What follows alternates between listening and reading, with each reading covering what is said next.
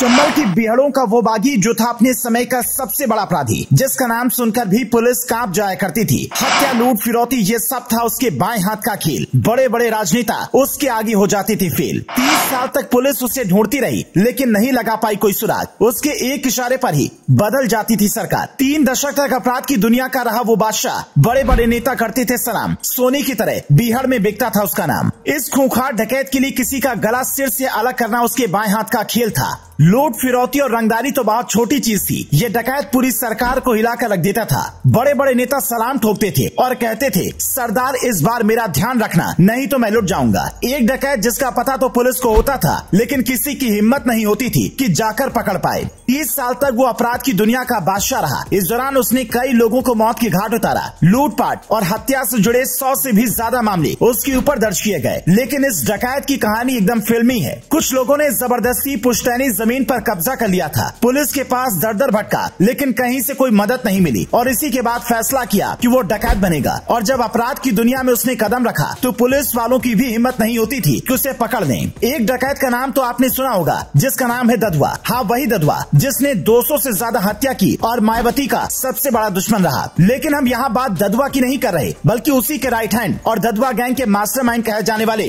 राधे की कर रहे हैं। शायद उसके बारे में आपने बहुत ज्यादा न सुना हो, लेकिन आज हम आपको इस खूंखार डकैत के बारे में बताएंगे। इस कहानी की शुरुआत होती है करीब 38 साल पहले, जब चित्रकूट के सपहा गांव के रहने वाले राधे की जिंदगी में बड़ा हादसा हुआ। कुछ दबंग ठेकेदारों ने उसकी जमीन हड़प ली थी, लेकिन जब वो पुलिस के पास मदद मांगने के लिए गए तो उनकी कोई सुनवाई नहीं हुई। इसी से निराश होकर वो जंगल में उस समय के शेर कहे जाने वाले ददुआ के पास पहुंचा और अपनी तकलीफ उन्हें बताई। तो ददुआ ने उन्हें गले लगाते हुए कहा कि परेशान मत हो, तुम्हारी पूरी मदद की जाएगी। उस समय ददुआ अपनी गैंग बढ़ा रहा था और जब अच्छी कदकाठी के राधे को उसने देखा तो उसने सोचा कि क्यों ना अपनी गैंग में से शामिल कर लिया जाए। राधे की कंधे पर हाथ रखकर उसने कहा कि तुम क्या मेरे गैंग में आना चाहोगे? जिसके बाद राधे ने कहा हाँ। यहीं से राधे ददुआ के साथ जुड़ गया और धीरे धीरे उसका राइट हैंड बनता चला गया। लेकिन गौर करने वाली बात यह है कि राधे का पूरा परिवार था जिसे छोड़कर वो ददुआ की गैंग में शामिल हुआ। ये बात ददुआ को बहुत अच्छी लगी और उसने अपनी गैंग की बड़ी जिम्मेदारी उसे सौंप दी। तब ददुआ की चारों तरफ तूती बोला करती थी और राजनीतिक हनक भी बहुत ज्यादा थी। पुलिस ददुआ के ऊपर हाथ डालने से कतराती थी। राधे को अपनी गैंग में शामिल करने के बाद ददुआ उस पर आंख मूंद कर भरोसा करता था और जितनी भी बड़ी मीटिंग और फैसले लेने होते थे, साथ ही गैंग के सदस्य और मुखबिरों की हर जानकारी राधे के पास रहती थी। लेकिन जनता के बीच भी ददुआ ने ऐसा डर पैदा किया था कि उसके नाम से लोग कांप जाया करते थे।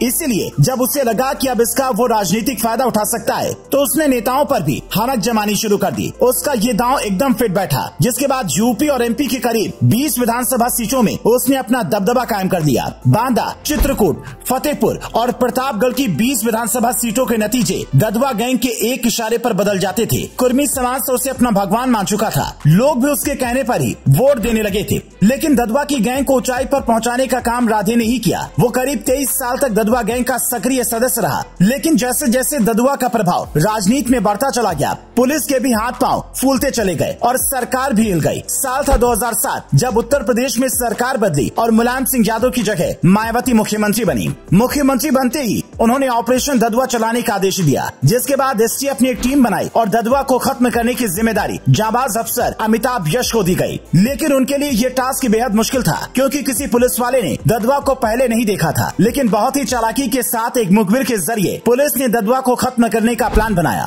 जिसके बाद पुलिस का एक मुखबिर ददुआ के पास गया और उसने बातचीत की और एक झोला वहां रखकर टॉयलेट करने के लिए चला गया। जिसके बाद कुछ ही सेकंड में वहां तेज धमाका हुआ और ददुआ की चीथड़े उड़ गए। इसी के बाद वहां पर मौजूद गैंग के बाकी सदस्यों पर एसटीएफ ने फायरिंग की, जिसमें कुछ लोग मारे गए और कुछ वहां से फरार हो गए। लेकिन इसी के बाद से ददुआ गैंग धीरे धीरे खत्म होता चला गया। हालांकि कुछ समय तक राधे ने गैंग की जिम्मेदारी अपने कंधों पर ली, लेकिन बाद में 2008 में उसने भी सरेंडर कर दिया। जेल जाने के बाद साल 2016 में राधे को फांसी की सजा सुनाई गई। लेकिन राधे के परिवार ने इलाहाबाद हाई कोर्ट में अर्जी दाखिल की और 3-4 बार की सुनवाई के बाद आखिरकार वो दिन भी आया जब राधे को जेल से रिहा कर दिया गया। 9 जनवरी 2023 को राधे बाहर आया। उन्होंने कहा कि वो अब अपराध की दुनिया से तौबा करते हैं और अब लोगों की भलाई के लिए काम करेंगे। पुलिस से मदद न मिलने के बाद जिस तरह से राधे ने अपराध की दुनिया में कदम रखने का फैसला किया, उसके इस फैसले पर आपका क्या मानना है? कमेंट करके जरूर बताएं।